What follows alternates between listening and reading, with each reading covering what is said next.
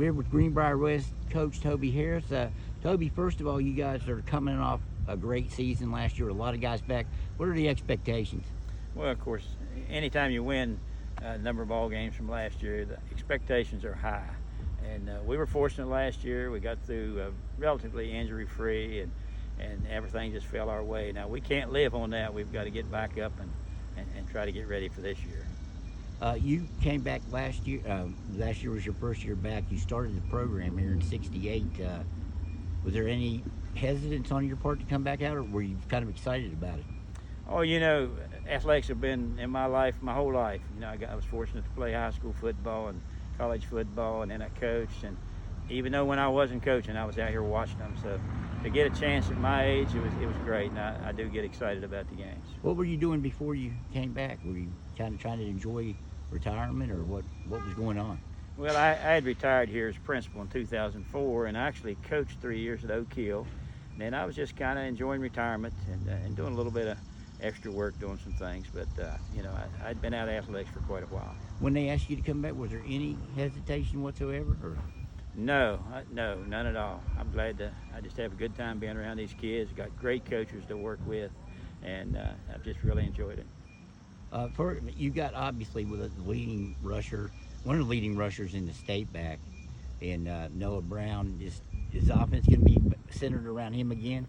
Well, you know, Noah had a great year last year, and but we've got a lot of other tools back there. We've got our quarterback back, we've got fullback, and our slot back. So we've got some other guys that can do a good job back there. So we're expecting things out of them as well. Who are some of the guys in the backfield with Noah that will share the load?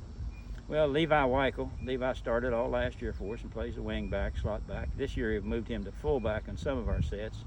And then we actually have when we get in our heavy set, we've got a first team All-State guard, Cole McClung. We move him to the backfield. We're in short yardage situations. He's about 245. And then we got one newcomer this year. We've got Caden Parker, a sophomore. Will be playing a lot back here. He'll be playing a wing back.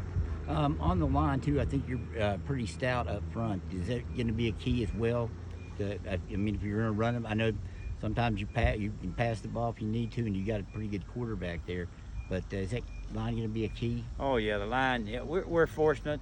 We're not huge, but we're not small. Everybody up front will be probably over 200 pounds, and they block well. They play together well, and you know, without them, we'd be nowhere. And then Caden Packer, quarterback. He does a great job running the ball, and this year I think you're going to see Caden throw the ball a lot more. He's been working really hard on it, so we expect to throw the ball. Defensively, a pretty good team as well.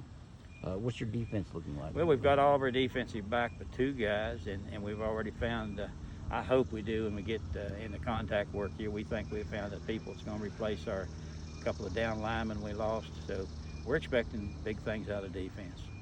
You've stayed in touch with the game, so you're no stranger to things.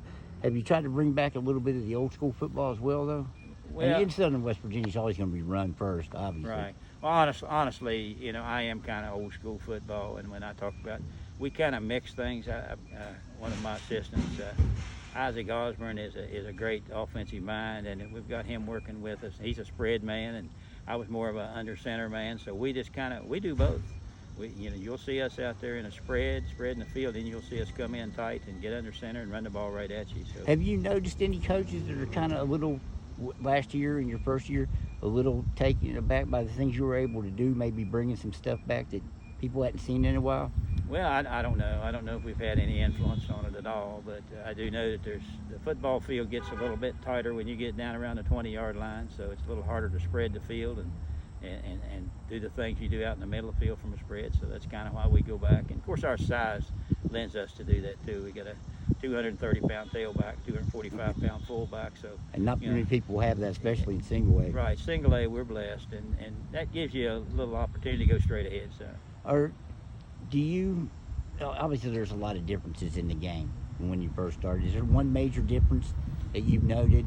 Well, the big difference I noticed last year in being, you know, with our offense last year when we installed the spread with the under center stuff, and we don't huddle anymore. That's a big change. In the old days, you signaled your plays in from a sideline, you huddled up. we don't huddle. We get a lot more plays off. We had one ball game last year that sticks in my mind. We ran 51 plays first half. In the old days, we might have run 51 plays in the entire ball game. I think that's a big change. Is it? Do you miss it? Are you? Do you like the changes? I mean, you'd be a good guy to ask because you've seen both. A lot of us old timers, when we ran the veer option and stuff.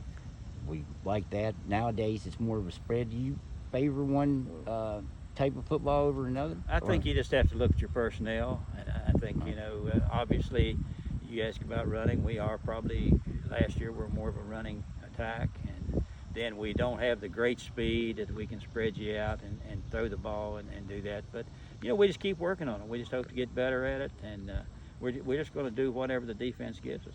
For a point of illustration of how offensive changes has changed over the years, how many times do you figure in your first stint as coach you threw during a season? How many pass attempts do you think you might have had back in those days? Back in those days, we didn't throw the ball very much. We threw the football 10 times. That was a game. That was a big thing. And I did have a little stint of coaching after I retired from here and went down to Oak Hill, and I was blessed with down to Oak Hill. I had a really nice quarterback, and I was blessed with some speed. And so I spent some time with WVU and looked at their spread offense, and we were kind of made for that over there. So I got in on that, doing the spread then, and then when I got with Coach Osborne and he was on our staff, then they gave us an opportunity to put those two things together. So it's really the best of both worlds here. Right. Yeah, I found out, early we would spread out, and then we were playing some ball games, and we get down in the red zone, we had trouble getting in. So this really helps the football game. Did you kind of expect the season you'd have last year? Because you and I were talking about the work ethic here. Yeah, I knew this kid. I saw the kids. They worked extremely hard in summer. I mean, they didn't have a coach. That's when the other coach had resigned and hadn't even been employed. And those kids found a little gym to go down and lift weights and run. And I saw that work ethic out of those guys. And I knew we were capable.